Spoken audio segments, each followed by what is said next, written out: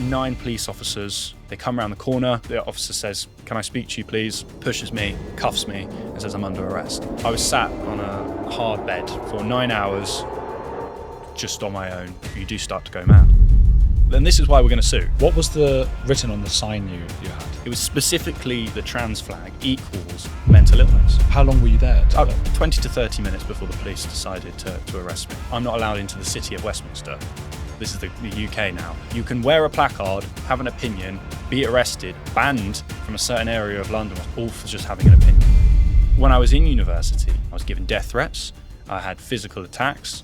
I had people outside of my room in my accommodation actually waiting for me to come out so they would attack me. I walked in on my first day and I was told, to wear a pronoun badge, to which I just said no. And they were sort of taken aback. Really?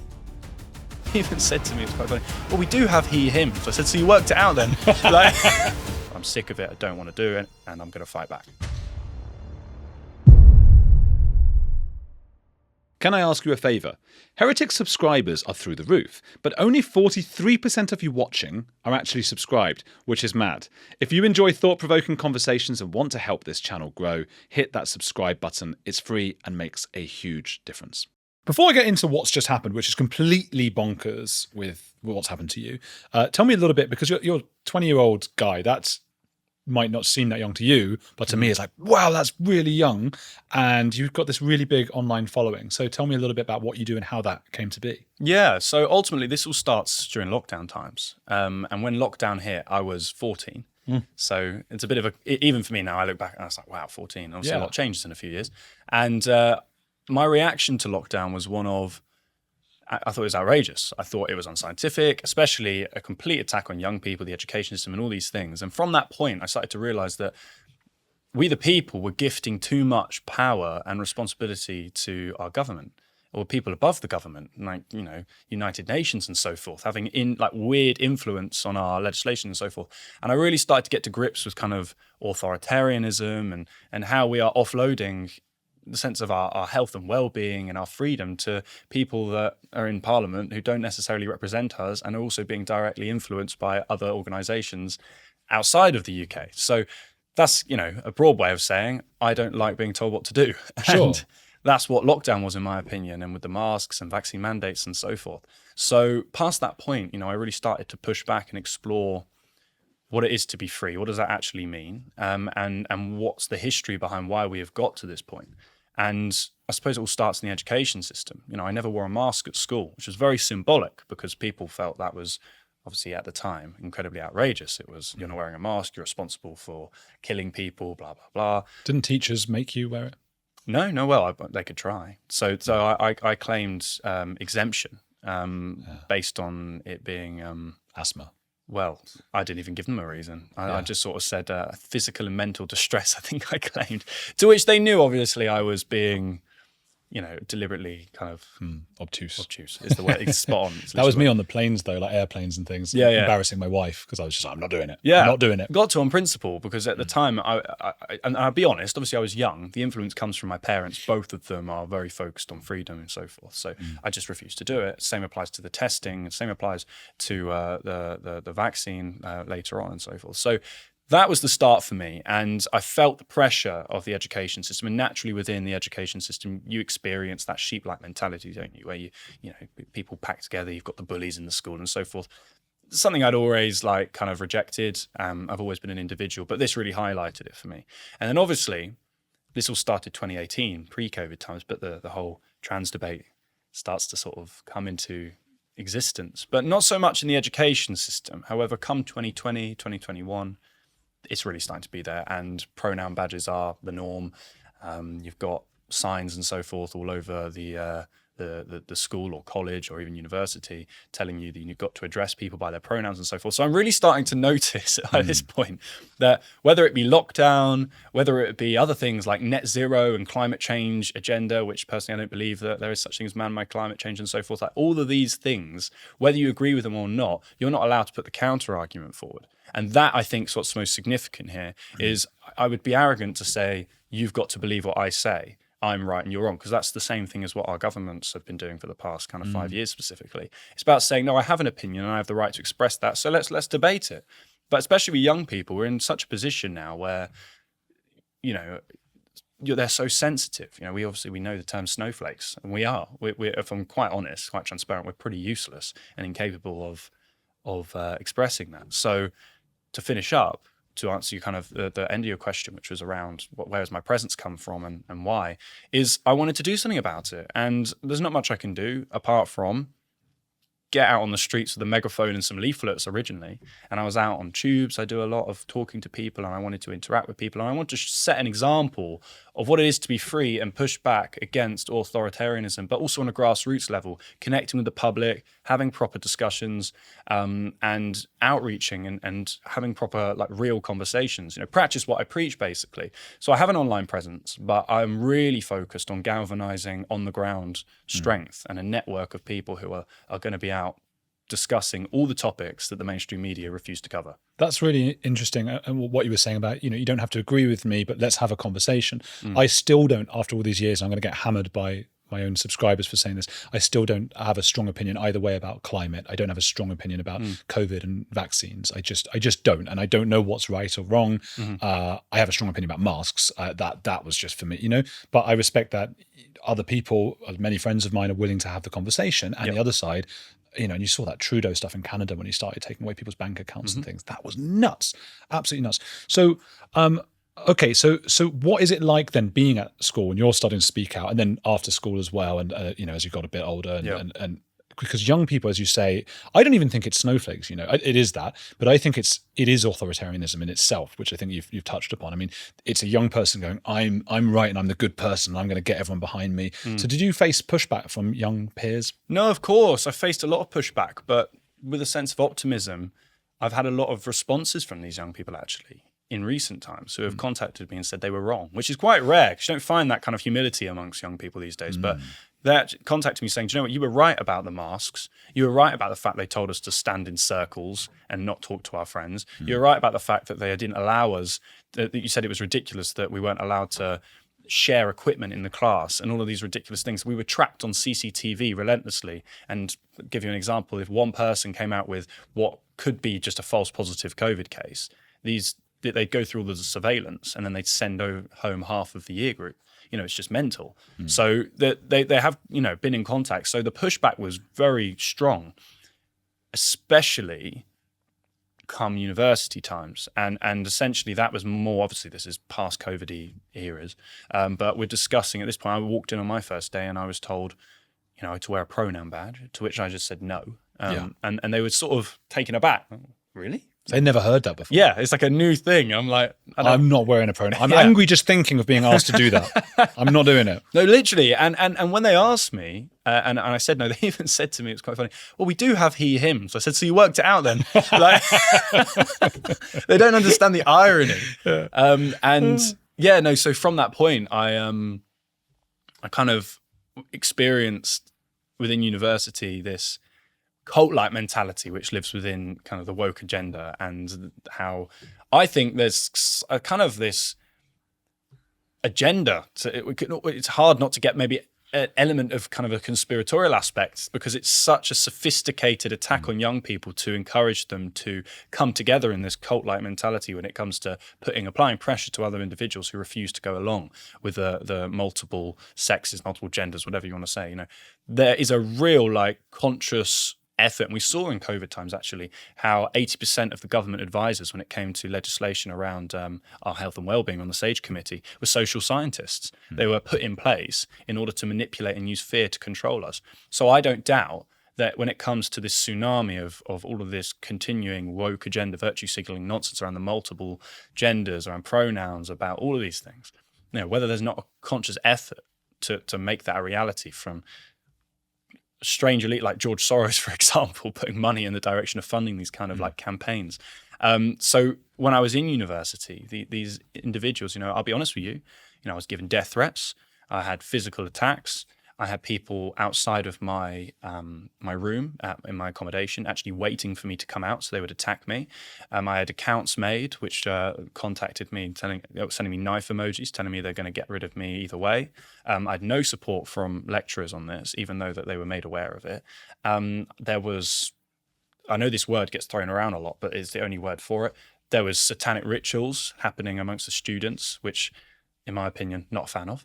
What's satanic? What do you mean? I mean, in terms of interesting videos and photos of people being tied up with like the satanic star and things like that. You know, What? Yeah, but that's not an uncommon thing. That doesn't shock me.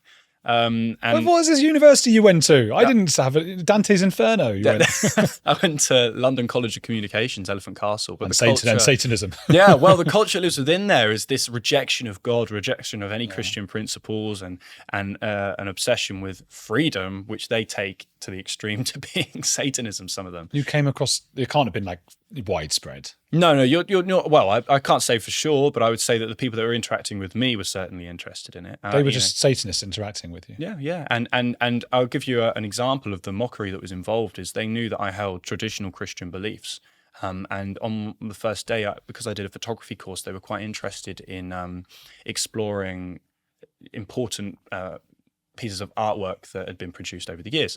Famously, the Last Supper. But that was selected by an individual who at the time knew about my Christian principles, but I didn't know about them very much. And he opted and decided to do this piece of artwork and recreate it. And he wanted to display himself as Jesus. And now I realize that when he was one of the main ringleaders, if you like, in terms of kind of Satanism and these kind of weird approaches to life, now I realize it was almost like a mockery. It was like a spiritual challenge or something. So these are the kind of the craziness that happens behind the scenes. And what people don't realize, especially within universities, this is all interlinked with the pronoun stuff and with this cult-like mentality, as I reiterate. So a rejection of Western, Judeo-Christian. Yeah, absolutely. And when it comes to freedom of speech and debate, it's freedom of speech up until a point, until they don't like you. And then you can't have that freedom of speech. Because I went to an art-based uni. So I expected an element of this sort of culture, because that's what comes these days with the art-based unis. But I didn't expect it to be this strong. And then after that, to wrap up, I was forced out of uni because I went to my lecturers and said that this just isn't working. They weren't that interested in trying to keep me there. And I withdrew quick enough within 3 weeks to get my money back. But then I was in debt. I had nowhere to live. Of course, my parents said, come home, to which I said, no, I'm not doing it. I left home. This is my commitment. I went and got a job. I grafted 70 hours a week as a chef. Just got to do what you got to do. Slept on sofas, had good family support in places in terms of my nan put me up for a little bit at the time and so forth. And I just got through it, saved enough money, got myself a flat, and built a social media presence, carried on working. And fortunately, I managed to transition myself into a position where I work with certain organizations like Together and so forth, which are very, very focused on freedom and so forth. So I'm now in a comfortable position to be able to actively push back against this, because the effect it's had on me has, essentially wrecked my youth. And I could have chosen the option of, do you know what?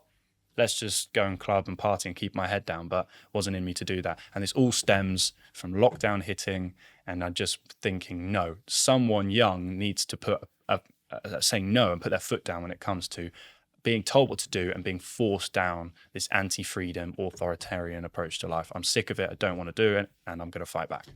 Would you say you were, to an extent, bullied at university? So I get asked this question, and because the word bullied, I would say the answer to that is probably yes. However, I never perceived it as bullying. And because I like to think I can't be bullied, because that's something people, I believe that's how someone perceives it, right?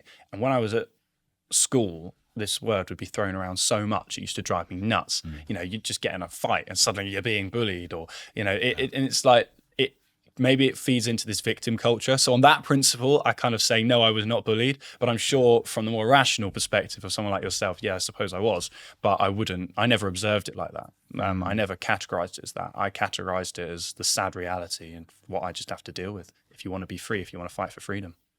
And then the big thing the other day happened. What was written on the sign you had? So I had a trans flag, which is significant. It wasn't the LGBT it was specifically the trans flag equals mental illness, which until I think the World Health Organization had that categorized as mental illness until 2 years ago, when all of this stuff started to really, really emerge. And So they clearly admitted it at one point. I wonder why they rolled back on that, but it is a mental illness, 100%. And, you know, that's accepted by a lot of people who just aren't allowed to say that in the mainstream.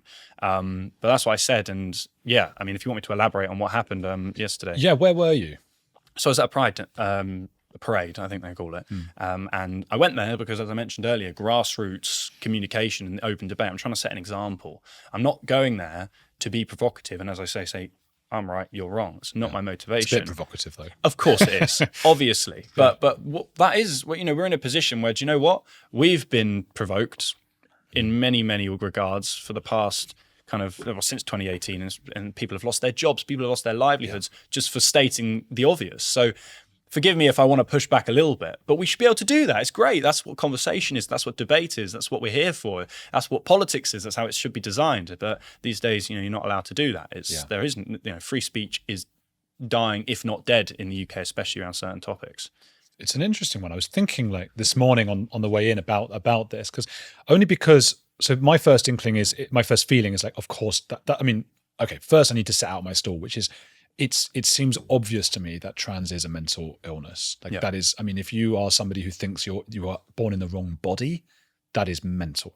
That is, whether you're a Christian or an atheist who believes in evolution, that is mental either way. It doesn't make any, you know, so obviously these are people with issues and it should be treated as such. There was something Peter Blexley, the former police officer, said to me, which I think surprised me a bit.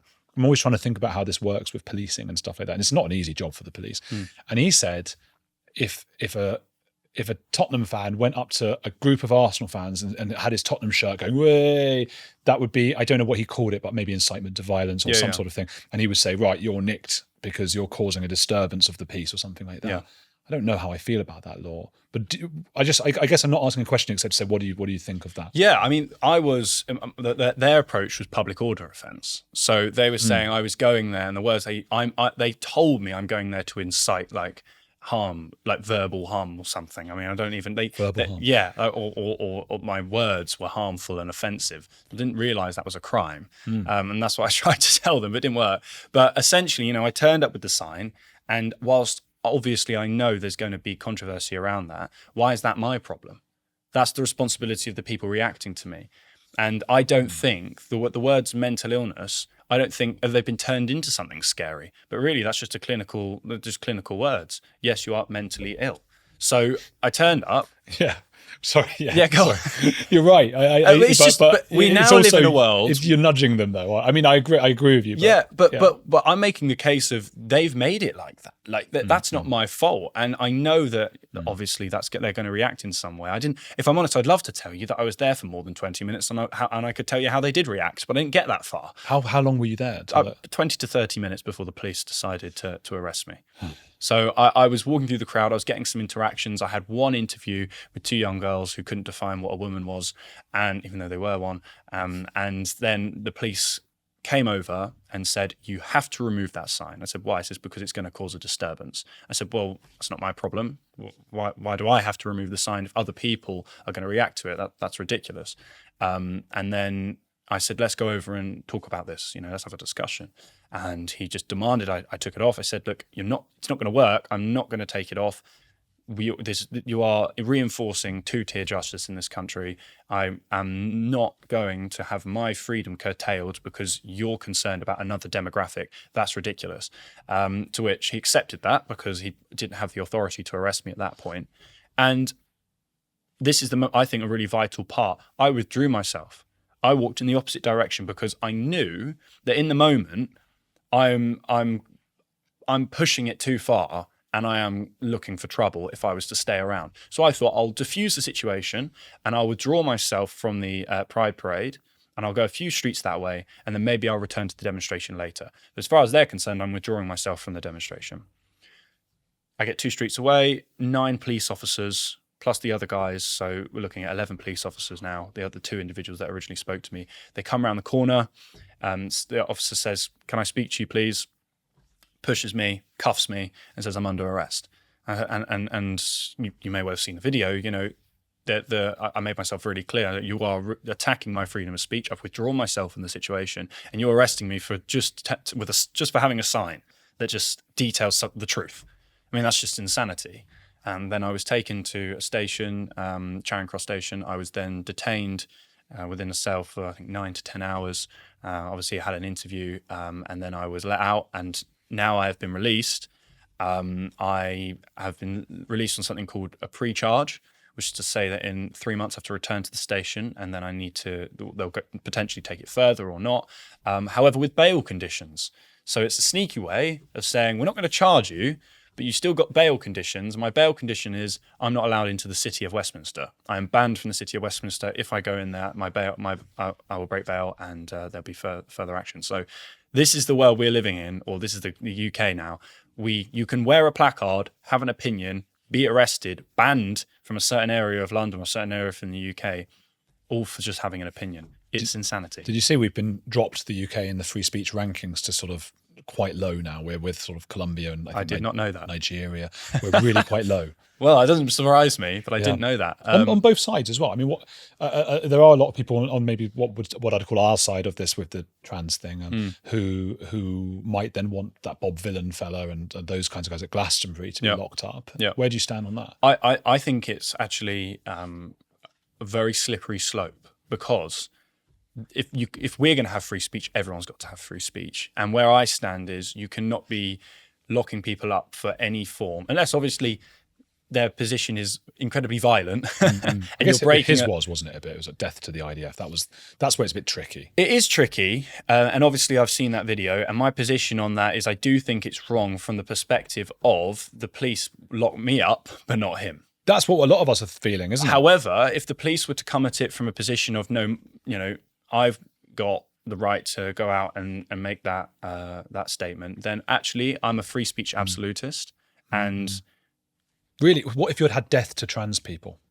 If I'd had that, yeah, would that have been right to maybe? I think that I'm a free speech absolutist. Wow. And unless I am absolutely enforcing that, as in doing that, then but isn't it incitement to violence, or is that just a way to curb free speech? I think it's being used to curb free speech. But I would also say that this is something that we need complete open debate on. We need to have that conversation. It's not for me. This is kind of a circular sort of conversation, because what I'm talking about is debate.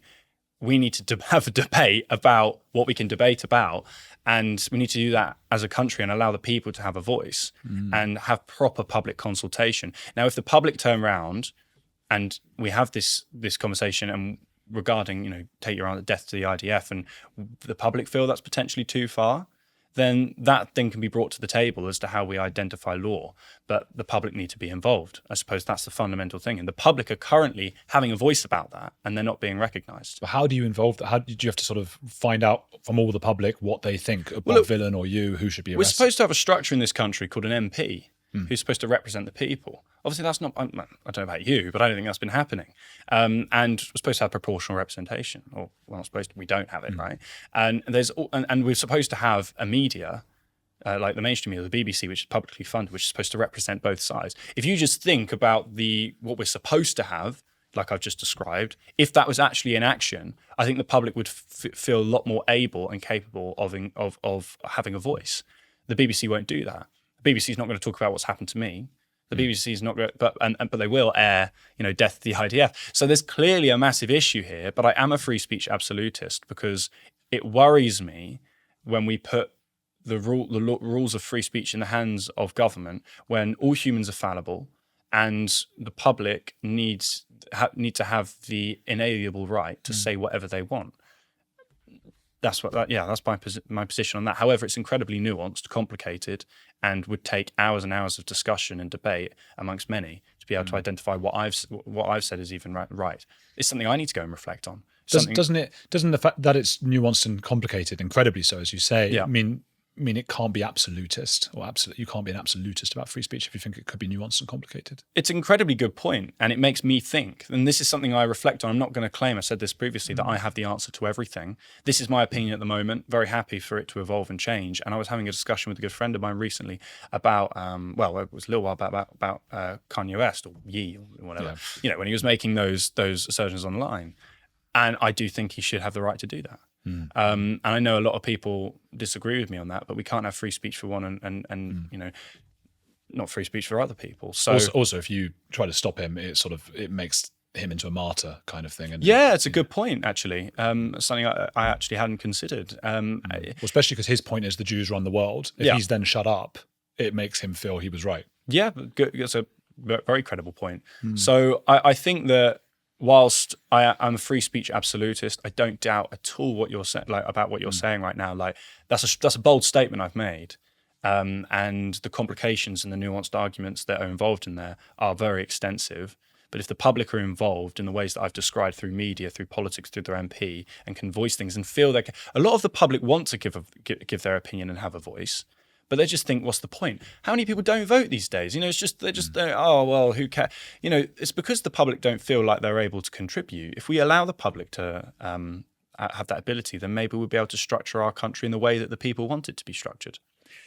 On a spectrum of, on one side, like one is that you partly wanted to maybe get police involved because it's quite an interesting, I'm causing a kerfuffle here, getting my message out there. Yep. And 10 being, oh God, I was very emotional about, scared of being, where were you on that? Yeah, if I'm totally honest with you, I have done similar things before, and I've been prepared for police arresting me. And for some reason, I didn't think it was going to happen to me yesterday, which a lot of people may listen to that and go, really? And it's like, I actually didn't. Maybe I've got a bit complacent.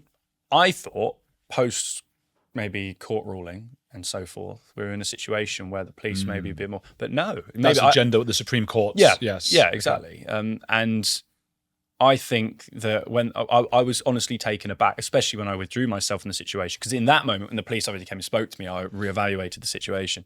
But initially I thought, no, I'll go there to have a discussion. I did it with Just Stop Oil. You mentioned maybe you're not too familiar with the kind of counter arguments or revolving around kind of man-made climate change and so forth. But I went there with the exact same intention. I went to a Just Stop Oil demonstration with a placard which said, man-made climate change is a lie. And net zero is a scam. And in fairness, Just Stop Oil, in terms of their position, that's one of the most offensive things you can say. But they were actually, I've got to give it to them, pretty calm about engaging with me. There were some absolute idiots, I won't lie, but they still engaged with me. And I actually went away from that kind of humbled, because I was like, do you know what? That's great. I went there to incite conversation and get people thinking. I just thought, let's mimic the same thing. And I think in terms of comparing messages, they're obviously very different, but man-made climate change is a lie for Just Stop Oil, I think is the equivalent of saying, the trans flag equals mental illness. It just tells you about who perceives it. And turns out it's slightly more though, isn't it? Like it's a visceral kind of mental illness thing. I don't think there should be though. But it's the echoes of and this is what they'll say, and I've had that argument shouted at me very angrily. Yeah. But that people used to say that about gay people, you're mentally ill and that kind of thing. And I don't think that's comparable at all. No, well, that's the problem with it. But that's what they'll be.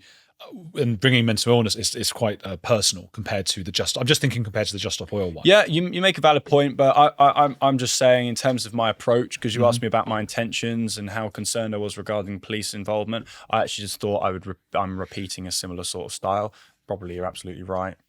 What are you doing when you get these placards? Do you order like cardboard and some like paints, and what have you got? No, I get it printed on there's a website, or I have a print shop down the road, and I just go and get them printed. So the print shop are just printing out trans. The print shop's quite funny actually, because I go in and out, and because I've had some wacky signs, and some of it's on digital IDs. That's a massive thing I stand against: mass surveillance, digital infrastructure, and there's need for the government to control and watch us all the time. Another thing was I was questioning when the sun blocking arose. I wanted to incite some debate and conversation about that. So so they see they see these placards come through and they're like, what is this guy? So I've become a regular. Are they open to you? Yeah, they're quite nice actually. They're quite respectful, I have to say. Probably the nicest part of the process. You know what's funny? I thought, when I saw you getting arrested, I thought, like, God, aren't we past the peak of this kind of, like you said, after the Supreme Court? That's what I thought. Yeah. No, is the answer. It's actually worse. Did you, before the police got there, I know you were only there 20, 30 minutes, were people kicking off? Yeah, so I had a couple people tell me, to F off. I had a few people, put the middle finger up at me. A few people tell me I'm an idiot. Usual stuff. How does that feel? I've been doing this a while now. So for me, it's kind of water off a duck's back. I just turn around to them and say, okay, would you like to have a proper conversation? And then they walk off. So, it's back in, I will link it back to COVID times, because I think whilst people think that's something we've moved on from, I actually think that was the bedrock of where we're at now in terms of the restructuring of an approach to democracy and our politics. We saw bizarre legislation and an approach to policing during lockdown times, where authority was gifted to the state in a way it should never have been done. And like you mentioned, the masks, it's insane. You're telling people to put something on their face with no scientific data with a virus which you can just pass through a mask. It's utterly ridiculous. We managed to convince and psyop the public through fear into going along with something with no balanced conversation, debate, or science. I think because I'm never sure about that one. I think some bits would get stopped by the mask, but it was just weighing up the social disadvantages with how much you're really helping in a large country of millions of people. Is it, and I've the papers that I've read, the peer-reviewed papers show otherwise. I mean, the masks were utterly redundant. I mean, you look at North and South Dakota, one had lockdowns, one had severe PPE, one had all the other one had nothing, and they had the exact same in terms of infection. So the masks were completely ineffective. I mean, even if you wanted to argue they may stop something, they were still ineffective. Well, that's my point. Yeah. I think they apparently can work to some extent, but the difference is so negligible, even in a large population, and you're not thinking about the social negatives from it, which nobody cared about. How amazing how quickly people fell into line and just didn't care. They were raising children who couldn't look at one another's faces. Well, we've got a massive issue now with children with speech problems and all sorts, and some can definitely link it to the fact that they were learning how to speak with their parents wearing masks and so forth. I mean, and who's responsible for that? Who gets held accountable for that while you're sitting in a prison? So you've just made a really important point. It's about accountability, and the reason I link it back to lockdown, because some people are like, how has lockdown got anything to do with you being arrested? And it's to answer your initial question actually around how did it make me feel? Because lockdown was so severe, and going through that level of pressure has trained me to be able to deal with an immense amount of societal pressure even. And I am very freedom focused. I don't care what people say to me. I think what a lot of people appreciate about my approach is I don't get angry or emotional.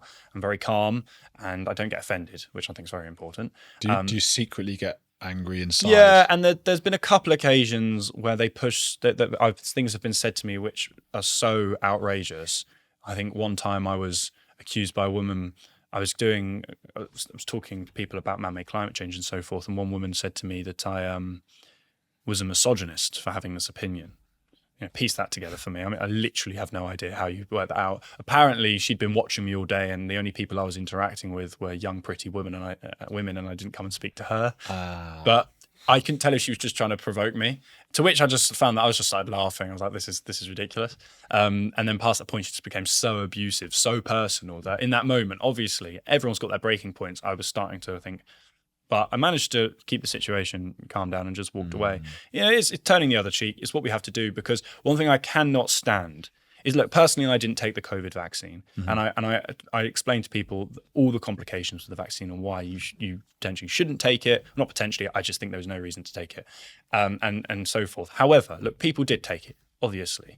I know people who won't speak to these individuals or have them involved in certain things. Oh, wow. And that's when we move in the direction of being puritanical and authoritarian again. And authoritarian, 100%. And that's why I say I'm not saying I'm right. I'm not saying you're wrong. Obviously, I'm not saying that at all here. But in general, I'm just saying, why is my opinion not platformed, and why can't we have this discussion? You have to. Lockdown was exposed censorship on another level. And exposed authoritarianism in a new way. And that, for me, just reinforces all of the transgender issues too, in terms of that culture of finger wagging, telling people what to do, and enforcing that through law and order to have an opinion is just ridiculous. I got vaxxed. I got all the vaxes and all that. And I just think everyone's got to do what's right for them. And would I do it now? I don't know. I'd probably have more of a read than I did at the time. Yeah. Look into it a little bit more.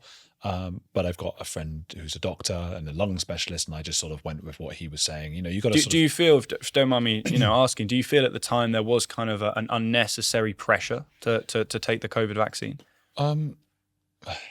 Yeah, probably, yeah. on the balance of things, especially as I was saying before about the Trudeau stuff. Like if you don't take it, these are people's bodies. And because there's kind of a dual debate. There's one about the vaccine in general, which I stand against, but some people are pro-vaccine, but they're anti-vaccine mandate.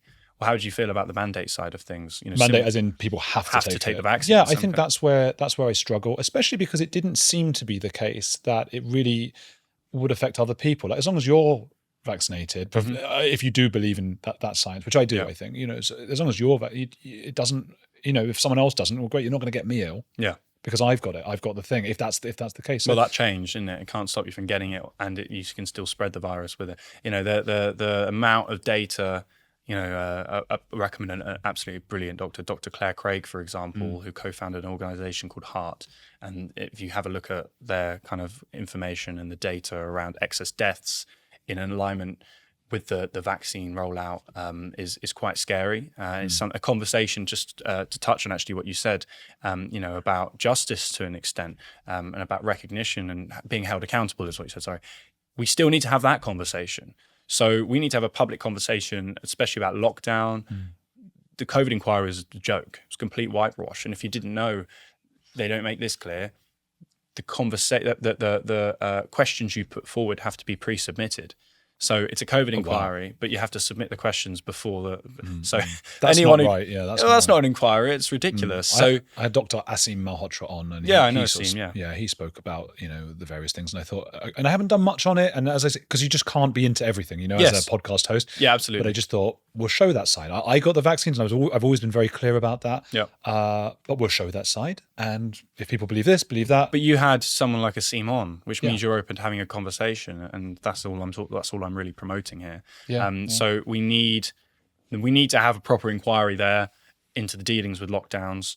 We need to have a proper inquiry and open discussion about the attacks on free speech. There are so many things that need to be kind of put to trial. You could even say, some even would say, I would say, a Nuremberg too, in some circumstances. That's how strongly I take the kind of lockdown and so forth. So yeah, and we're nowhere near that. So even though it's 5 years on, I'm still talking about that and how it was a blueprint for all of the authoritarianism we're seeing now, especially with digital IDs and social.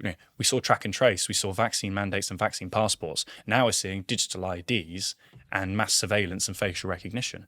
There's lots of crossovers. I feel like lockdown and that whole period was like a practice run. Sort of fast tracked a lot of this. Well, there's something, the UN's Agenda 2030, which is absolutely terrifying. And on the face of it, sustainability goals look great. But the way that they're administered and put in, even though we never elected the UN and yet they're influencing our government, is outrageous. And that will be brought in, and those sustainability goals will be reinforced with surveillance. There's no other way of doing it. It's like we have an issue with migration. Obviously, we have an issue with mass migration, legal or illegal. But digital IDs won't solve the problem. And yet Labour have just brought out a BRIC card or want to reinforce a mandated BRIC card. So everybody can have all of their information stored in one database. No, I won't have it. You'll have to arrest me again. I'm just not going to do it. It's disgusting. You know what? It's interesting philosophically. I'm just thinking now. Let's say the COVID stuff, the science was all wrong, and because I don't know enough about that. Let's just put that to one side. Let's say there's a new thing in 5 years' time called Movid, right? Yeah, fine. Yeah, but this time, the science shows this is actually going to kill most of us, and those kinds of things. But people don't want to take whatever the remedy is. Yeah. In that circumstance, is it maybe better? I'm just wondering out loud now because I'm the same as you. To mandate, are you saying? Yeah. Well, I'm a libertarian. I hate the idea of mandating. Yeah. But what if they are right on the next occasion and we're sitting there, because there will always be pushback, won't there? Yeah. And everyone does have to get the thing. Can you then mandate it, or is it better for us to just die? That's freedom. Well, first of all, a proper traditional vaccine. The COVID vaccine wasn't even a vaccine. They redefined vaccine. So it was mRNA technology, which Dr. Robert Malone, who's one of the founders of that technology, says don't take it. It's not a vaccine. So that's important. That's really important. But in general, vaccines are supposed to stop you from getting something and then protect you from it. So if you decide you want to take the vaccine, that's got nothing to do with if somebody else doesn't take it. It's going to stop you from getting it and it's going to protect you. So it's that informed consent. And informed consent is something that we don't have at all in the UK, and definitely didn't have with the COVID vaccine. If someone had told you if you take the COVID vaccine, you're at risk of getting blood clots, heart attacks, strokes, seizures, twitches, more minor things like that, you'd probably look at that. Myocarditis, pericarditis, seizures, I've already mentioned, and also you're going to have an increased risk of cancer, and your immune system is going to be really struggling, and all of these things, which I could elaborate on for hours, but we don't have that much time. You may look at that and go, a virus that's got a 99.997% survival rate, I think I'll take my chances. Whereas if someone came to you and said, these are your risks, but there's what do you call it, Movid, but you've got a 90% chance of death, you may look at that and go, well, I'm going to take that judgment. But that's what informed consent is. So that's how it should be structured. That's interesting. So, and it makes sense to me. What was it like inside this? So you were in a cell, were you? This after Trans's mental illness and on your own. Yeah. Is that shitty? It is. Bored. Bored is certainly a word. Yeah. But something really comes into reality. Something really comes into focus.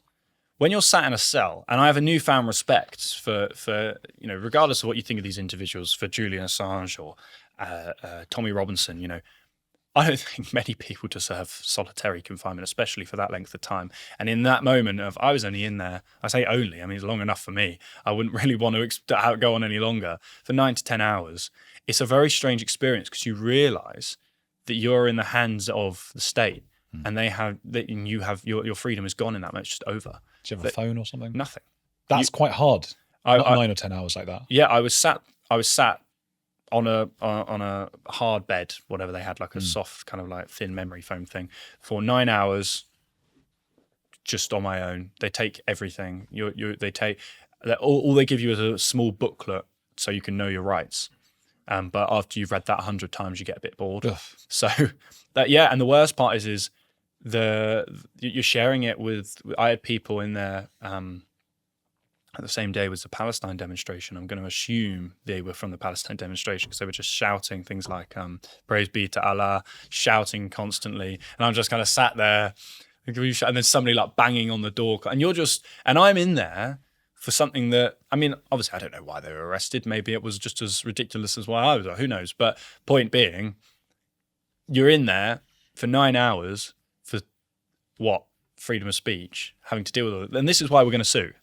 Are you? Yes, and this is why I'm going to take on this as an official case, and I'm going to be getting support from all sorts of areas. Free Speech Union. Yeah, hopefully that's going to be going ahead, and this is an absolutely outrageous attack on free speech. And to be sat in a cell for that length of time, you do start to go mad. By about 11 o'clock at night, I got released at 11:30. I remember you lose track of time because you don't have a clock, so you don't even know what time it is. You don't have any daylight. You don't know when you'll be let out either. You don't know when you'll be let out. Uncertainty. And so you're just sat there with no idea when you're going to be let out. It's a very, very strange experience. That was just for 9 to 10 hours.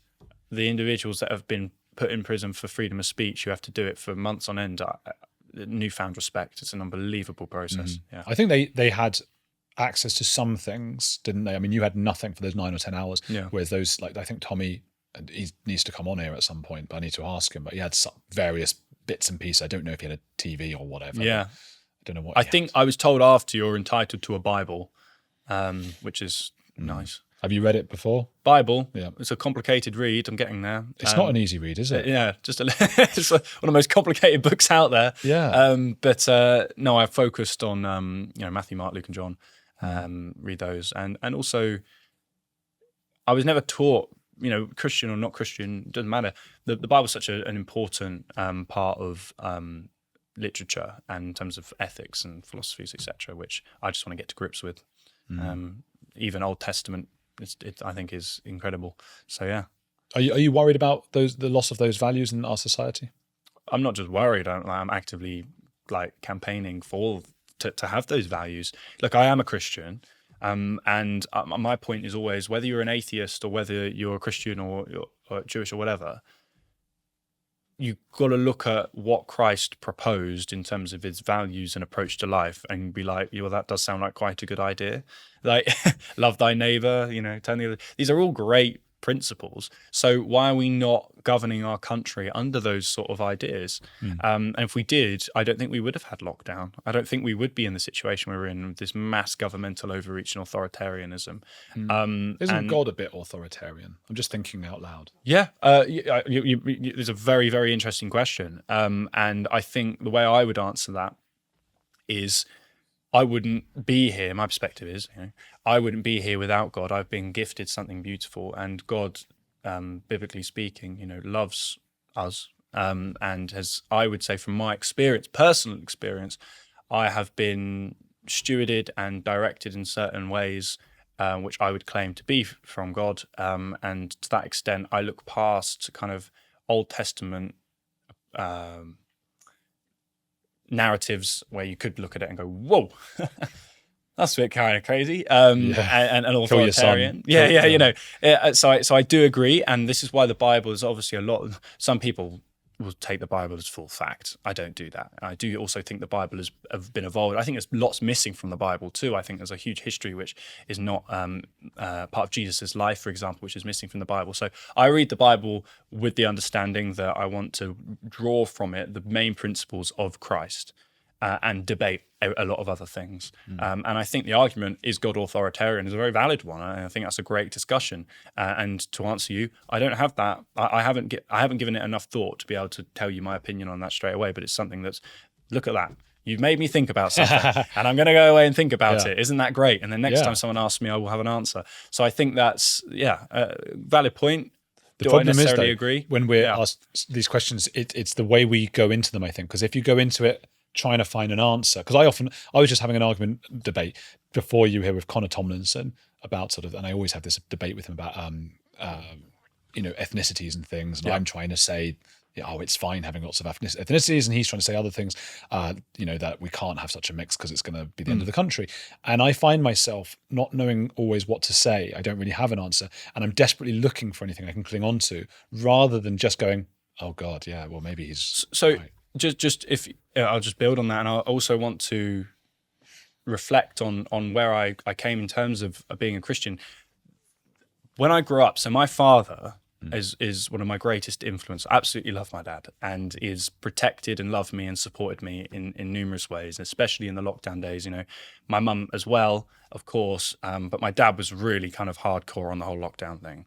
However, it's important to note that my dad wouldn't even identify as an atheist, because he thinks saying, oh, I'm an atheist, gives too much credit to religion, because it's like saying there's an opposite. It's like saying there's even a possibility of an alternative. Doesn't even need to be said. Need to be said. Yeah. So I've grown up with that, and me and my dad, obviously, we do lock horns in an organic sense and have these discussions, and that's great.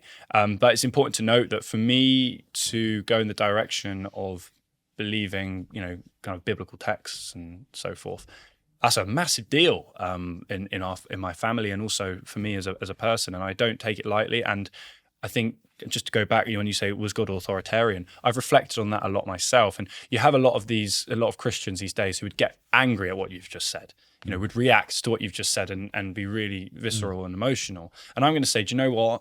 As somebody who has become a Christian, I still find it incredibly hard in terms of, I'll give you another example, free will and determinism. I've been brought up, my dad is a great reader of Nietzsche and free will and God is dead and all of these things. And so that's what I was brought up on. So then to go down the structure of, oh, God's got a plan for you, I find the whole conversation around things being determined and having free will really hard to deal with. But it gets me thinking so much, and I will say that my approach and the humility, which everyone struggles with humility, especially when you start to get engagement and people start to follow you and support you and things. But I would say a lot of that has been stewarded under the principles, as I say, whether you're a Christian, doesn't matter, of Christ, and taking kind of, taking a leaf out of his book, if you like. I think in turn, I'm pleased with the direction of which I've gone. However, let's debate it, I look forward to talking to my dad after what I've just said. Yeah, I think that might be, now that I think about it, part of what put me off of religion myself. I'm similar to you. Like, if someone wants to believe, if someone doesn't, what's it to do with me? Yeah. But I got put off, I think, by what was a perceived authoritarian. Rabbis telling me this and that. This is the way it is. It's written in these books. You have to go along with that. And I felt very much like, no, leave me alone. Yeah, and I see your point. And there is the Catholic Church, I think, has behaved appallingly. Mass authoritarianism in the Catholic Church, and it's been used to control society. The church has been weaponized. Every church, every group, every mosque, every synagogue. Oh, I absolutely agree. When someone says to you, "What denomination are you?" I'm like, I just believe in Jesus Christ. And I think that's the best approach. No one really takes that. That's not even like really brought up, especially in like mainstream education in the school system. That's not even an option. You have to belong to, you have to give an earthly label to it. Like, I'm a Protestant, I belong to the Catholic Church, which I think is ridiculous. Yeah. I think read Matthew, Mark, Luke, and John. Don't be everyone. I think everyone should read it. I think atheists or not, as I keep reiterating, just read it. Get some insight from there. And your argument that you've just made, I'm probably just as familiar with from being an atheist to being a Christian, and it's something I find quite challenging because I do reject mass authoritarianism, and it's definitely something that I have to reflect on a lot. But overall, I still, at the moment, am very much committed to a Christ-like approach as much as I can. Anyway, you're not allowed in Westminster. No. What possible reason is that? So you're not like agitating anymore? It's a very interesting question, because they were very focused on what do I do for work. And I was like,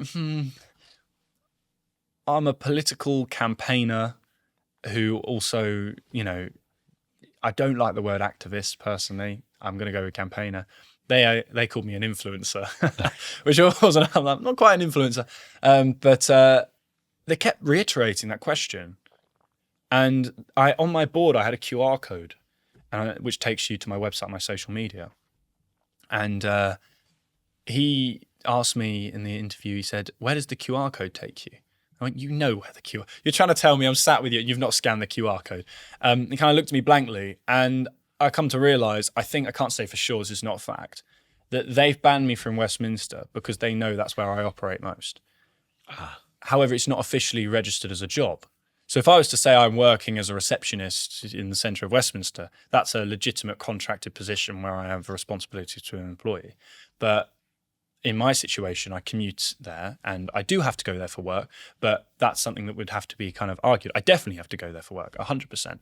I have to go there to have meetings, for example. However, it's loose enough for them to be able to ban me from Westminster. And I think, it makes you think, how would they enforce that? And this is what, but then it begs the question, they're rolling out mass facial recognition cameras. One day you'll get banned from Westminster, and if you walk in, AI cameras will pick you up. So this is the point I'm making about digital IDs and surveillance as well. It made me think, I've been arrested for freedom of speech, and now I've been banned from somewhere, and that can be now enforced with facial recognition cameras. So, yeah. And for now, I suppose if you were to get in some other trouble there and be caught there, you'd go to prison. Well, yeah, it's horrific. It's complete overreaction as well. Even, a lot of people, I really expected, I thought, I'll be in there for a few hours. They'll let me out. They'll probably want to keep me away from the demonstrations. They'll probably keep me in past until it finishes. They'll let me out. They'll say, all right, slap on the wrist, go. Yeah. I was astounded when I came out and they said, you can't enter Westminster. Here's a map and of where you can and cannot go. I was supposed to go on GB News recently, but I couldn't go on because I couldn't enter their office. So it's That's just sort of a flex, though, isn't it? I don't know. I can't come, guys. I'm banned from the city. It's absolutely insane. It's mad. It is mad. We have a massive attack on freedom of speech in this country. We have mass authoritarianism. We have mass governmental overreach. Our government is being infiltrated by other organizations like the United Nations World Economic Forum. We don't have democracy. We don't have freedom. We have a complete and utter responsibility to defend freedom in this country, whether that be freedom of speech, freedom to demonstrate, freedom to post online. And if we don't fight back against it, we will find ourselves by the year 2030 with Agenda 2030 goals in a complete dystopian novel of Orwell 1984. We have a responsibility to protect our country, and unless we do, we're in great trouble. A dystopia is on the horizon. I really do believe that. Are you going to continue campaigning while this is hanging over you? Absolutely. Absolutely. And I think that I've been informed that these bail conditions will be quite easily thrown out. Okay. So once that's thrown out, I will be back out on it. And I know there's other demonstrations coming up, which I may be attending in similar fashion. But I will, of course, and social media is a great platform. Of course, you're very familiar with that. It's a brilliant platform, but I'm really focused on the ground grassroots work. I go on tubes a lot. I go and speak to people. I'm trying to set an example. And I'm trying to set up my own sort of network of young people too, because I think young people are really important. We're seeing a huge surge in young people now, but I've been doing this since I was 16. So 16, 17, 18, to an extent 19, I've kind of felt quite isolated, and all of my friends were above the age of 30.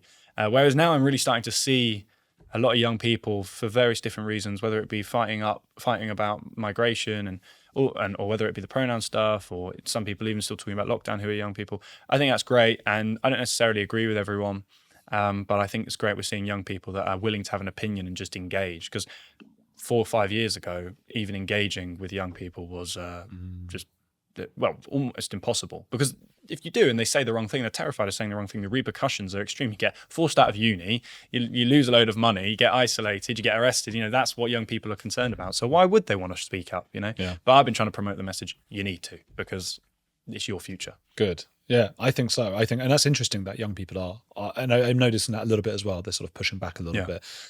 Finally. I've got one more question for you, but where can people find your work and everything? Yeah, you can find my work. I've got a website, montgomerytoms.com.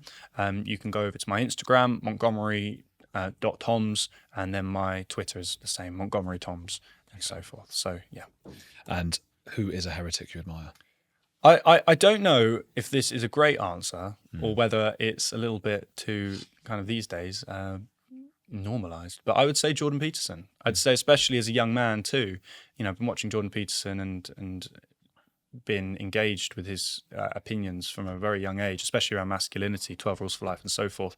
These days, that's a lot more of a normal conversation to have, but when I was younger, it was a godsend. It was brilliant, and especially obviously around the trans debate, it's been a firm reference point. It's a great heretic. I'd like to get him on this show someday. Good luck. Yeah, that would be good.